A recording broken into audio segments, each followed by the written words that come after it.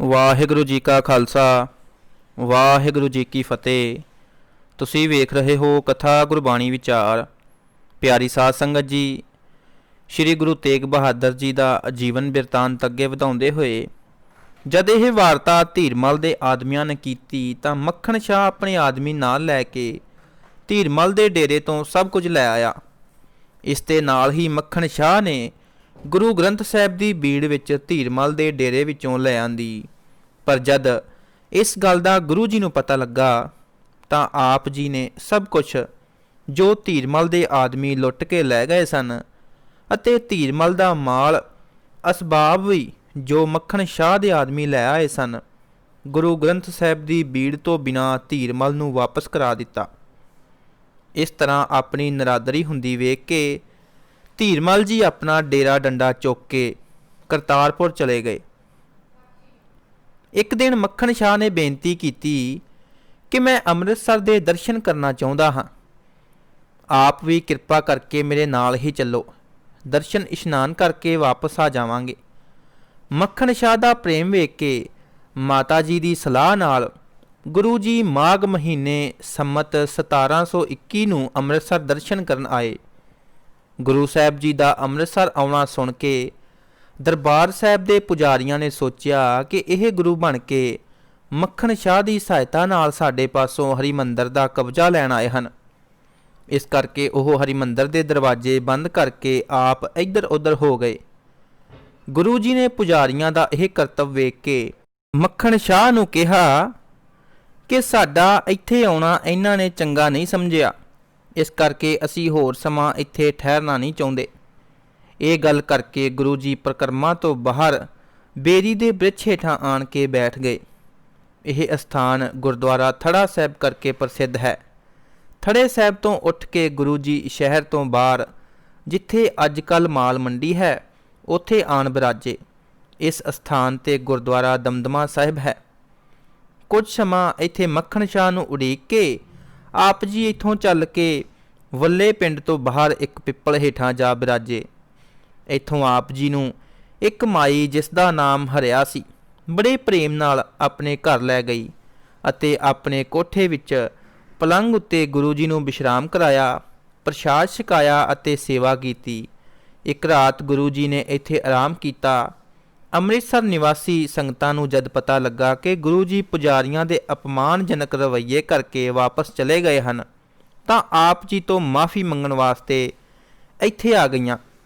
ਆਪ ਜੀ ਦੀ ਇਸ ਯਾਦ ਵਿੱਚ ਇੱਥੇ ਗੁਰਦੁਆਰਾ ਕੋਠਾ ਸਾਹਿਬ ਸੁਭਾਏਮਾਨ ਹੈ ਅਤੇ ਹਰ ਸਾਲ ਮਾਘ ਦੀ ਪੁੰਨਿਆ ਨੂੰ ਬੜਾ ਭਾਰੀ ਮੇਲਾ ਲੱਗਦਾ ਹੈ। ਮੱਖਣ ਸ਼ਾਹ ਵੀ ਸ਼੍ਰੀ ਹਰਿਮੰਦਰ ਸਾਹਿਬ ਦੇ ਦਰਸ਼ਨ ਇਸ਼ਨਾਨ ਤੇ ਕੜਾਹ ਪ੍ਰਸ਼ਾਦ ਦੀ ਦੇਗ ਭੇਟਾ ਕਰਕੇ ਗੁਰੂ ਸਾਹਿਬ ਜੀ ਨੂੰ ਵੱਲੇ ਪਿੰਡ ਹੀ ਆ ਮਿਲਿਆ। ਇਸ ਦੇ ਨਾਲ ਹੀ ਕੁਝ ਪੁਜਾਰੀਆਂ ਨੇ ਵੱਲੇ ਪਿੰਡ ਜਾ ਕੇ ਗੁਰੂ ਜੀ ਤੋਂ ਮਾफ़ੀ ਮੰਗੀ ਅਤੇ ਕਿਹਾ, ਮਹਾਰਾਜ ਅਸੀਂ ਗੁਰੂ ਘਰ ਦੇ ਸੇਵਾਦਾਰ ਹਾਂ, ਤੁਸੀਂ ਮਾਲਕ ਹੋ। ਇਹਨਾਂ ਮਸੰਦ ਪੁਜਾਰੀਆਂ ਦੀ ਗੱਲ ਸੁਣ ਕੇ ਗੁਰੂ ਜੀ ਨੇ ਬਚਨ ਕੀਤਾ, ਨਹਿ ਮਸੰਦ ਤੁਮ ਅੰਮ੍ਰਿਤ ਸਰੀਏ, ਤ੍ਰਿਸ਼ਨਾ ਅਗਨ ਤੇ ਅੰਦਰ ਸੜੀਏ। ਇਸ ਦਾ ਫਲ ਸਮੇਂ ਸਿਰ ਤੁਸੀਂ ਆਪ ਭੋਗੋਗੇ। ਗੁਰੂ ਜੀ ਦੇ ਇਹ ਬਚਨ ਸੁਣ ਕੇ ਇਹ ਮਸੰਦ ਤਥਾ ਪੁਜਾਰੀ ਪਛਚਾਤਾਪ ਕਰਦੇ ਹੋਏ ਵਾਪਸ ਮੁੜ ਆਏ। ਦੂਸਰੇ ਦਿਨ ਆਪ ਜੀ ਮੱਖਣ ਸ਼ਾਹ ਨਾਲ ਬਕਾਲੇ ਪਿੰਡ ਪਹੁੰਚ ਗਏ। ਇੱਕ ਦੋ ਦਿਨ ਵਿਸ਼ਰਾਮ ਕਰਕੇ ਆਪ ਜੀ ਨੇ ਬਕਾਲੇ ਤੋਂ ਕੀਰਤਪੁਰ ਜਾਣ ਵਾਸਤੇ ਤਿਆਰੀ ਕਰ ਦਿੱਤੀ। ਸਮਾਨ ਗੱਡਿਆਂ ਵਿੱਚ ਲੱਦ ਕੇ ਮਾਤਾ ਨਾਨਕੀ ਜੀ ਅਤੇ ਆਪਣੇ ਮਹਿਲ ਸ਼੍ਰੀ ਗੁਜਰੀ ਜੀ ਨੂੰ ਰੱਥ 'ਤੇ ਬਿਠਾਲ ਕੇ ਜਦ ਬਿਆਸਾ ਕਿਨਾਰੇ ਪਹੁੰਚੇ ਤਾਂ ਆਪ ਜੀ ਨੂੰ ਪਤਾ ਲੱਗਾ ਕਿ ਸ਼੍ਰੀ ਗੁਰੂ ਗ੍ਰੰਥ ਸਾਹਿਬ ਦੀ ਬੀੜ ਜਿਹੜੀ ਮੱਖਣ ਸ਼ਾਹ ਨੇ ਧੀਰਮਲ ਦੇ ਡੇਰੇ ਤੋਂ ਲੈ ਆਏ ਸੀ ਉਹ ਵੀ ਮਾਤਾ ਜੀ ਨਾਲ ਹੀ ਪਾਲਕੀ ਵਿੱਚ ਰੱਖ ਕੇ ਲੈ ਆਏ ਹਨ। ਗੁਰੂ ਜੀ ਨੇ ਕਿਹਾ ਕਿ ਅਸਾਂ ਧੀਰਮਲ ਦੀ ਕੋਈ ਚੀਜ਼ ਨਹੀਂ ਰੱਖਣੀ। ਤਦ ਸਿੱਖਾਂ ਨੇ ਭਾਵੇਂ ਬਹੁਤ ਕਿਹਾ ਕਿ ਮਹਾਰਾਜ ਇਹ ਗੁਰੂ ਗੱਦੀ ਦੀ ਅਮਾਨਤ ਹੈ, ਇਸ ਨੂੰ ਤੁਸੀਂ ਪਾਸ ਹੀ ਰੱਖੋ। ਤਦ ਆਪ ਨੇ ਕਿਹਾ ਕਿ ਇਸ ਨਾਲ ਧੀਰਮਲ ਦੀ ਉਪਜੀਵਕਾ ਬਣੀ ਹੋਈ ਹੈ, ਅਸੀਂ ਕਿਸੇ ਦੀ ਉਪਜੀਵਕਾ ਨਹੀਂ ਮਾਰਨਾ ਚਾਹੁੰਦੇ, ਇਸ ਨੂੰ ਧੀਰਮਲ ਪਾਸ ਹੀ ਪਹੁੰਚਾ ਦੇਵੋ। ਜਦ ਕੋਈ ਵੀ ਸਿੱਖ ਧੀਰਮਲ ਪਾਸ ਉਸ ਨੂੰ ਸ਼੍ਰੀ ਗੁਰੂ ਗ੍ਰੰਥ ਸਾਹਿਬ ਲਿਜਾ ਕੇ ਦੇਣ ਵਾਸਤੇ ਤਿਆਰ ਨਾ ਹੋਇਆ ਤਾਂ ਗੁਰੂ ਜੀ ਨੇ ਰੁਮਾਲਿਆਂ ਵਿੱਚ ਬੰਨ੍ਹ ਕੇ ਪੀੜੇ ਉੱਤੇ ਰੱਖ ਕੇ ਦਰਿਆ ਦੇ ਡੂੰਘੇ ਪਾਣੀ ਵਿੱਚ ਇੱਕ ਪਾਸੇ ਕਰਕੇ ਰੱਖ ਦਿੱਤਾ ਅਤੇ ਇੱਕ ਸੇਵਕ ਦੇ ਰਾਹੀਂ ਧੀਰਮਲ ਨੂੰ ਸੁਨੇਹਾ ਭੇਜ ਦਿੱਤਾ ਕਿ ਅਸੀਂ ਸ੍ਰੀ ਗ੍ਰੰਥ ਸਾਹਿਬ ਪੀੜੇ ਸਮੇਤ ਬਿਆਸਾ ਦਰਿਆ ਵਿੱਚ ਇੱਕ ਟਿਕਾਣੇ ਤੇ ਰੱਖ ਚੱਲੇ ਹਾਂ, ਤੁਸੀਂ ਆਪਣਾ ਆਦਮੀ ਭੇਜ ਕੇ ਲੈ ਜਾਓ।